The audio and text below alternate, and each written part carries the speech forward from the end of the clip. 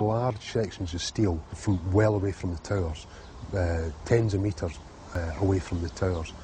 That's hard it's hard to see a reason for that within a gravity-driven collapse. 5. Firefighters and eyewitnesses reported a series of explosions before and during the collapses. And we heard the noise associated with an implosion. Secondary explosion on Tower 2. Some sort of explosive device. We're obviously having a bit of trouble right now maintaining our location because we just heard one more explosion. There was another major explosion. Do you know anything about those extra explosions we heard? No, I do not. Were they car bombs? I have no idea, ma'am. The string shook, and I heard like an explosion. Do you know if it was an explosion or if it was a building collapse? To me, it sounded like an explosion. We heard a very loud blast, an explosion.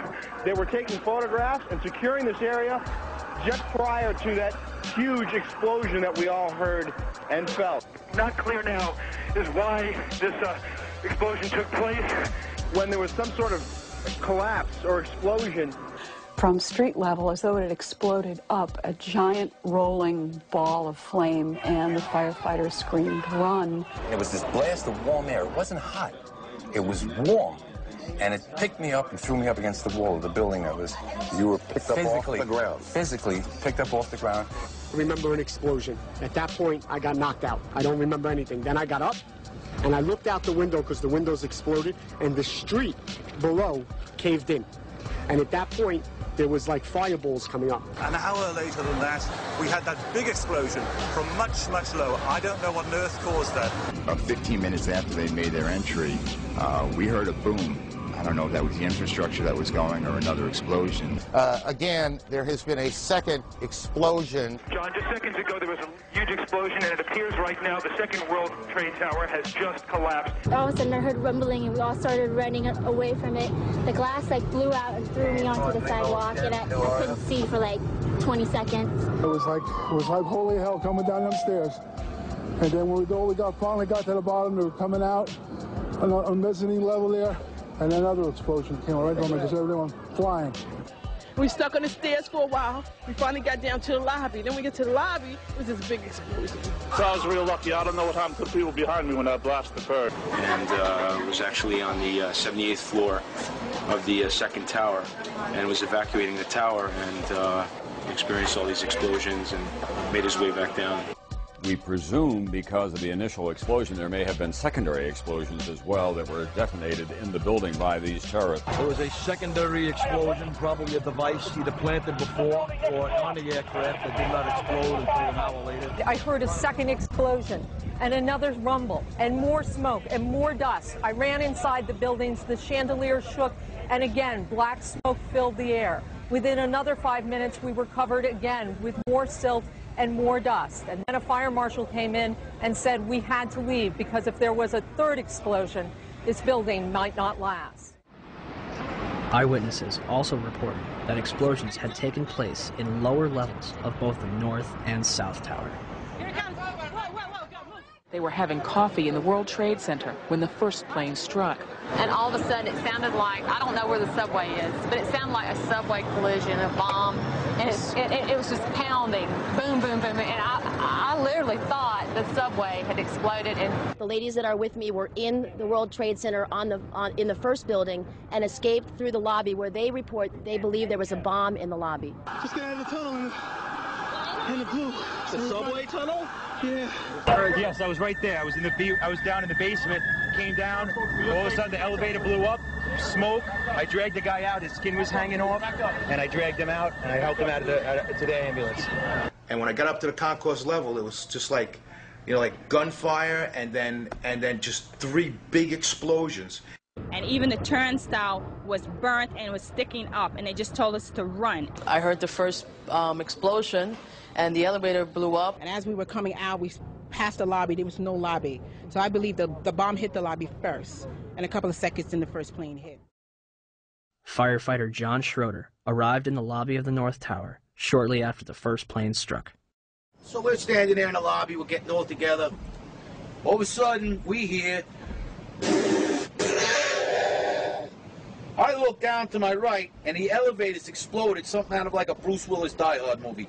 People just come running out of the elevators on fire, fireball. I mean, it was like, what is going on here? Something's up here. I mean, the plane's up there, now there's fire down here.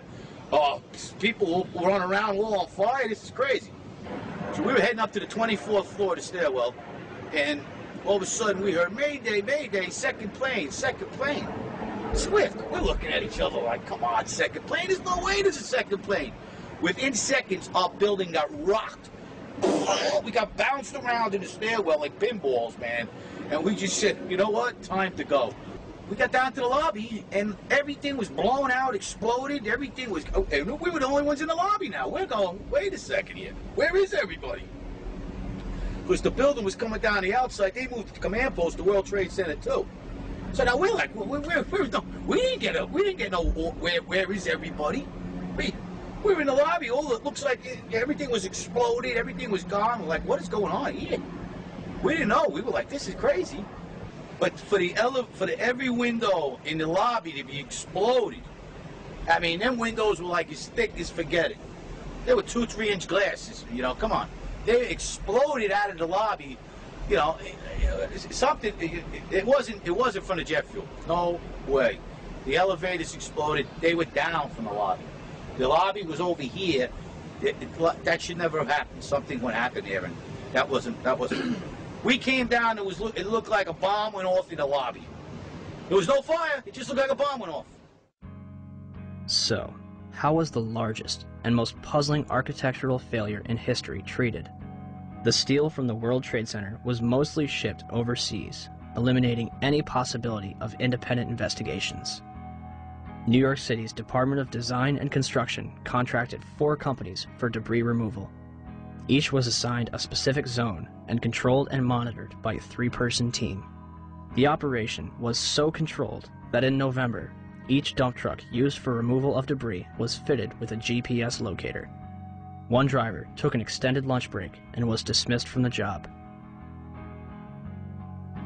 By April 2002, over 185,000 tons of debris had been removed from Ground Zero. FEMA's Building Performance Assessment Team was not even granted access to Ground Zero. They were granted a tour of the site in early October, but were forbidden from collecting samples or examining blueprints. Out of hundreds of thousands of pieces of steel, 150 were preserved at Fresh Kills landfill, from where FEMA conducted its investigation. When the Twin Towers came down, they released over 500 tons of pulverized asbestos into Lower Manhattan, along with lead, barium, mercury, chromium, copper, and several other toxic chemicals. 425,000 cubic yards of concrete is pulverized. 600,000 square feet of glass is turned into dust. During the World Trade Center's construction, spray-on fireproofing comprised of concrete and asbestos was placed on the core columns. When asbestos was outlawed in 1971, they ceased this procedure at the 64th floor of the South Tower. The Port Authority eventually realized that the asbestos presented a problem, and demolition was not an option. In 1989, the Port Authority estimated the removal of asbestos from both the World Trade Center and LaGuardia Airport would have cost up to $1 billion. By 2001, the cost for the World Trade Center buildings alone would have met or exceeded $1 billion. This money would sadly not be needed. Although it was clear that the air was not safe to breathe, the public was urged to return to Lower Manhattan. Wall Street opened back up on September 17th, and children were allowed to go back to school.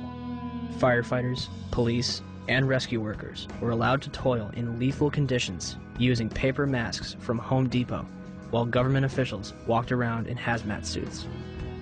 My name's John Field. I was hurt at Ground Zero during the cleanup. Wow, you know. I was only there for 5 days before I was horribly injured, and I mean horribly injured. Leading up to that day, every day I was there, I complained that it was an unsafe workplace. Someone's going to get it. It just happened to be me. But I let everybody know that someone will get hurt. I was there for 5.5 days. Nobody told me to wear a mask once. Nobody gave a shit when that piece of steel altered my life. But like the thousands that are suffering and sick, I didn't roll over and play dead. And I know human life takes a backseat to the almighty dollar, and that's what makes this country roll and run, is the almighty dollar. But you guys somewhere along the line lost your credibility with me. The Environmental Protection Agency, under direct orders from the White House, told New Yorkers that the air was safe to breathe. The administrator at the time, Christine Whitman, issued an internal memo on September 12th, declaring that all statements to the media should be cleared through the National Security Council before they are released. So what happened? The White House changed EPA press releases to add reassuring statements and delete cautionary ones. September 13th, the EPA draft release, never released to the public,